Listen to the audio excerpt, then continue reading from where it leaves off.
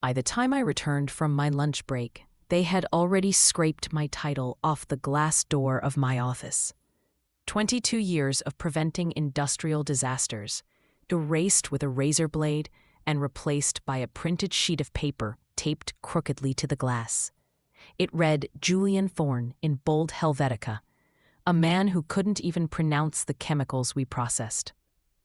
I'm Marcus Vance, 47, and for more than half my life, I served as the Senior Compliance Director at Vanguard Petrochemicals.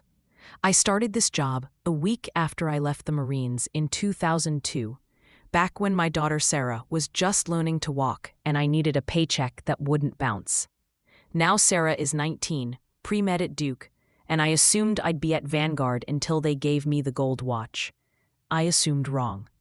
I stood in the corridor, my coffee turning lukewarm, staring at that taped-up insult. I didn't scream. I didn't storm in. I just turned on my heel and walked toward the exit, like the phantom they clearly wanted me to be. But ghosts have a nasty habit of haunting the living. You don't survive 2 decades in high-risk chemical manufacturing without learning to read the pressure gauges, both on the tanks and in the boardroom. My department was the only thing standing between our workforce and a headline on CNN. We didn't do the glamorous work that got mentioned in the quarterly investor calls. We did the work that kept the investors from being sued into bankruptcy. My certifications weren't just decorative certificates in cheap frames. I held the Master Hazardous Control License for our 3 primary refineries in Baton Rouge, Tulsa, and Galveston. That is the federal mandate required to oversee any facility storing more than 50,000 gallons of volatile reactive agents.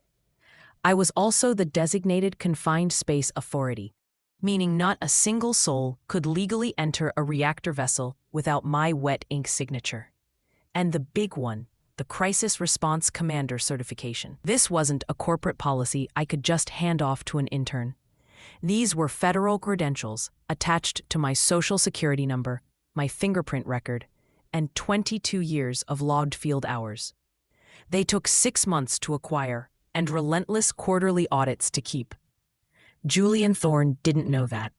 Julian appeared 3 months ago wearing a slim-fit suit and talking about operational fluidity.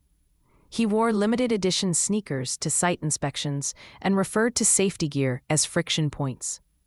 He once asked if we could replace physical lockout-tagout padlocks with a QR code system. I knew right then that my expiration date was approaching. The writing had been on the wall for weeks, ever since the board hired that efficiency firm from Boston. They billed 4 figures an hour to tell leadership that safety was a cost center. I knew it was only a matter of time before men like me were packaged out in the name of synergy. And then Julian arrived, like a fever you can't sweat out. Columbia Business School, a short stint at a tech incubator, and a loud opinion that legacy safety protocols were killing our agility. He spoke in buzzwords, stringing together sentences that sounded impressive but meant absolutely nothing. In his first week, he called a summit to discuss reimagining our safety stack. He projected a slide deck full of floating nodes and spoke about using AI to predict accidents before they happened. I waited for him to take a breath and asked one question. What happens when the server crashes and a valve blows? He frowned and said we would parking lot the negative edge cases. In the second week, he started probing about my licenses. He wanted to know if we could digitize them, make them accessible to the cloud so anyone could authorize a work order. I explained that a federal control license isn't a Netflix login. You don't share it. It exists because history is written in blood, and regulations are the scar tissue. He laughed, a dry sound, and told me I had a dramatic flair for a man whose job was basically checking boxes. By the third week, he was hinting that safety oversight was ready for disruption. He used phrases like autonomous compliance and removing the human bottleneck. That should have been my alarm. To Julian, a bottleneck was any human being who knew enough to say no. By week 4, the freeze-out began. I was dropped from email chains. Meeting invites disappeared from my calendar.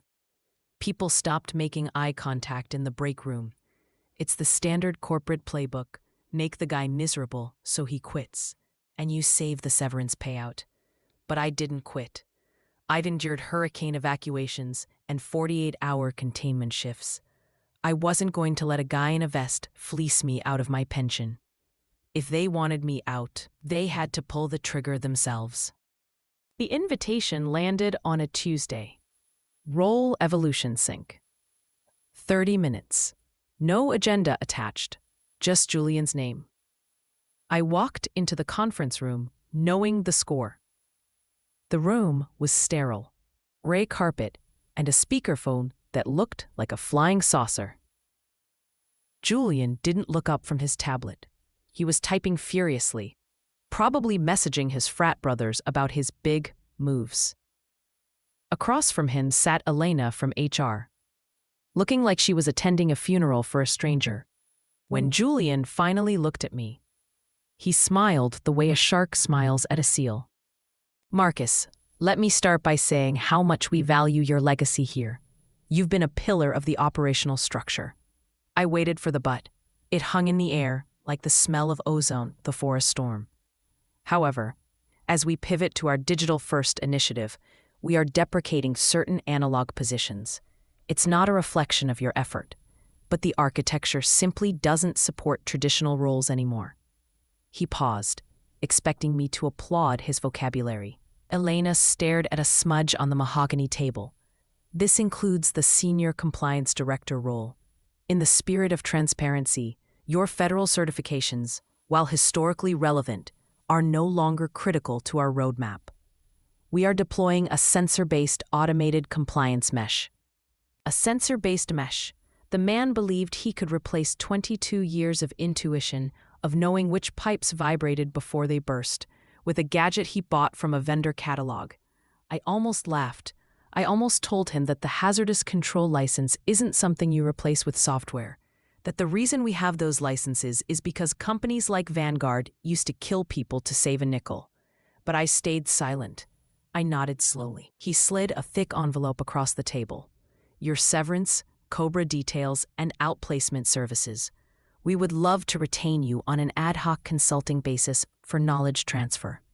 Knowledge transfer. As if my experience was a file he could drag and drop onto a hard drive. "The transition will be frictionless," he said, his confidence growing. "We have internal associates ready to handle the administrative tasks while the AI comes online." That was the moment. Administrative tasks. He thought safety was paperwork. He had no idea my name was the legal padlock keeping the federal government from chaining the gates shut. I took the envelope, placed my ID badge on the table gently, and said 2 words. "Good luck." Julian looked relieved. He reached for his next file. I was already out the door. I walked past the safety board, where my monthly perfect record awards hung like shields. I took the elevator down, surrounded by junior analysts drinking kombucha, and I wanted them to feel the shift in atmospheric pressure. The grown-up was leaving the building. Outside, the humidity hit me. Houston in March. I sat in my truck, the air conditioning blasting, and felt a strange sensation. Freedom. No more 300 a.m. alarms. No more fighting with bean counters about why we can't buy cheap valves. No more being the bad guy who stops production to save lives. I pulled out my phone and opened the federal safety portal. My login was still active. Of course it was. Bureaucracy moves slower than corporate ambition. I was still the active engineer of record for Vanguard sites in Texas, Louisiana, and Oklahoma. I was still the sole individual authorized by the Department of Labor to sanction hazardous workflows. These weren't company assets. They were my assets. They took decades to earn. I sat there for a minute, thinking about the safety briefings where I'd begged managers to listen. 22 years of being the friction point. All the times I shut down a line because a seal looked wrong, costing the company money, but sending fathers home to their daughters. The irony was delicious. Julian wanted to remove the human bottleneck.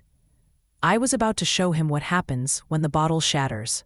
I navigated to the License Management tab. I selected Voluntary Revocation of Active Status. A red box appeared on the screen. Warning. This action will immediately flag all associated facilities as non-compliant. Automatic shutdown orders will be issued pending new certified supervision. This action is irreversible. I thought about Sarah's tuition. I thought about my mortgage.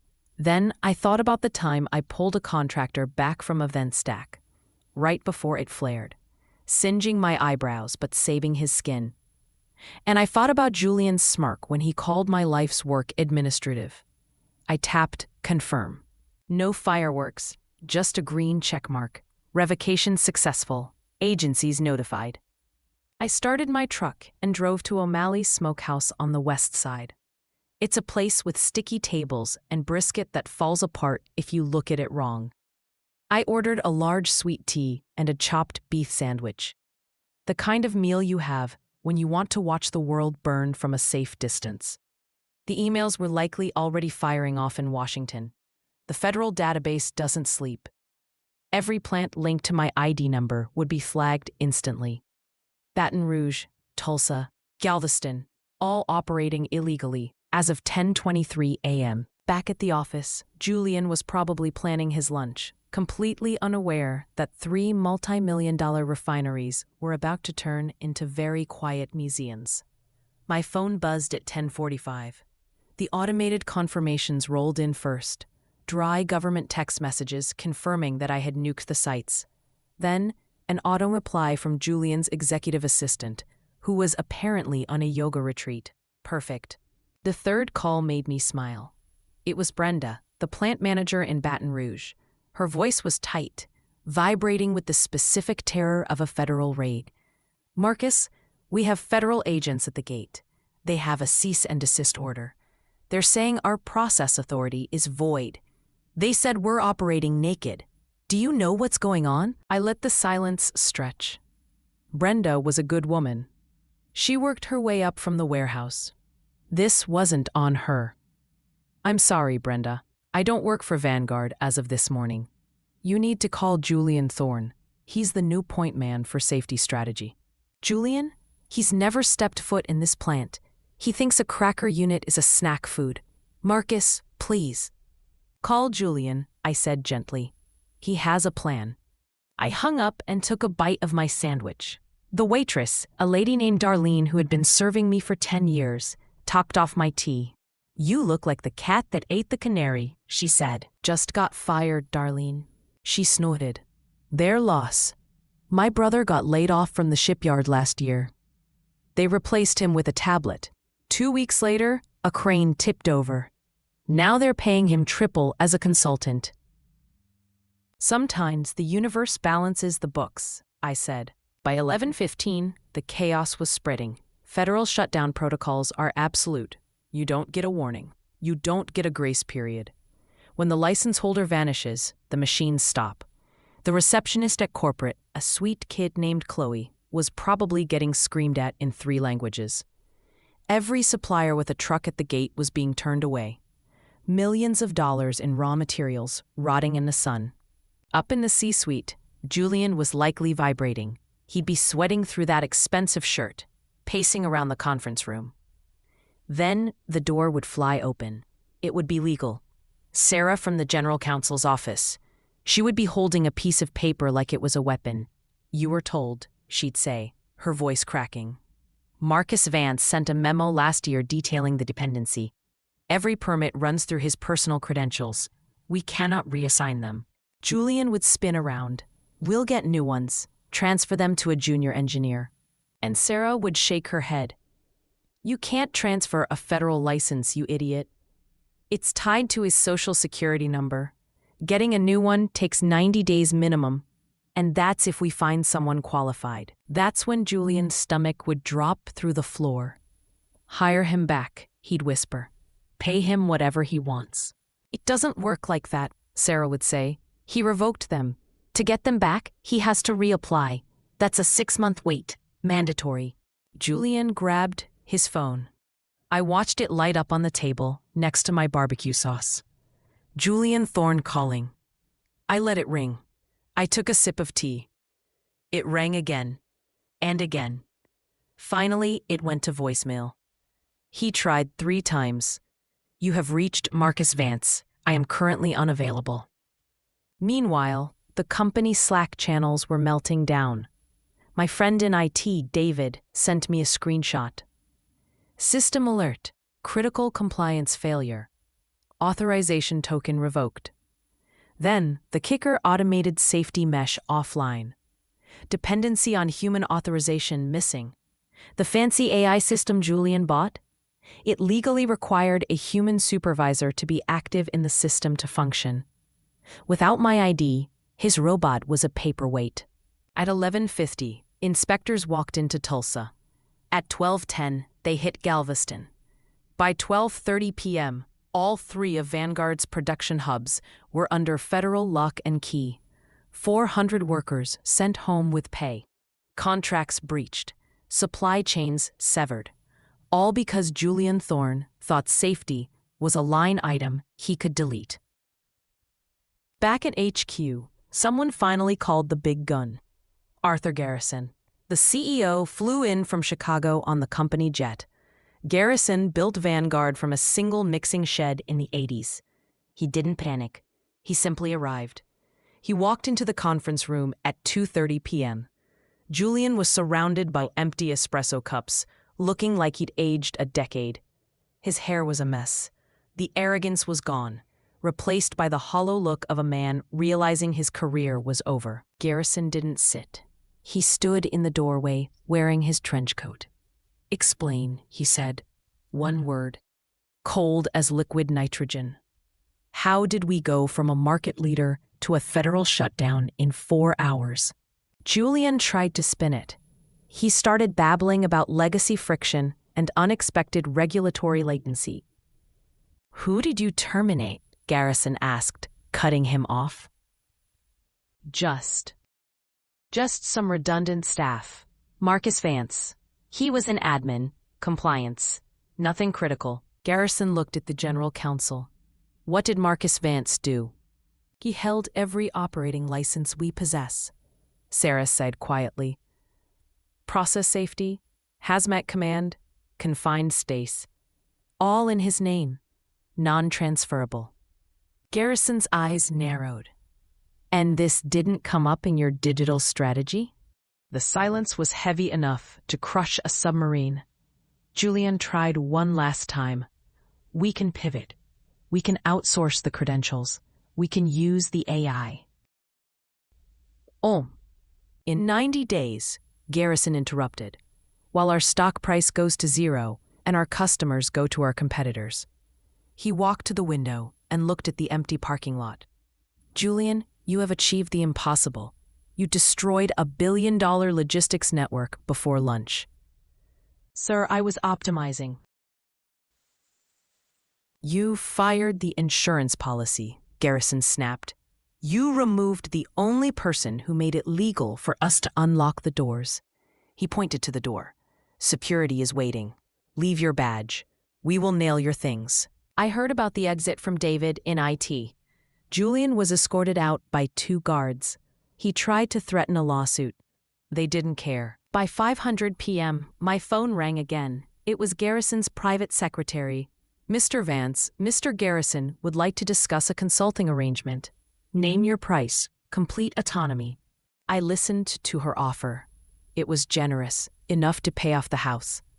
But I gave her the same answer I gave everyone else. Ma'am, you need new licenses. The regulations are clear. Can we not reinstate yours? An emergency appeal? Not how it works. Once I revoke, the clock resets. I have to start from scratch, just like a rookie. I hung up. I went to my backyard, opened a cold beer, and called Sarah at Duke. I told her dad might take a little vacation, but tuition was covered. I had savings. And I knew something Julian didn't. The chemical industry is a small town. Word travels fast. By the next morning, my phone was blowing up with offers from Vanguard's competitors. They knew what had happened. They knew the value of a man who keeps the lights on. Funny thing about expertise. It looks expensive until you try to operate without it. Julian Thorne learned that lesson sitting in his leased Audi in the parking lot, wondering how an administrative employee dismantled a corporation in 6 hours. He thought he could automate wisdom. He thought experience was just data. He found out that some things can't be optimized. They just have to be respected. Thanks for listening to this story from the trenches. Sometimes the trash really does take itself out. You just have to wait for pickup day.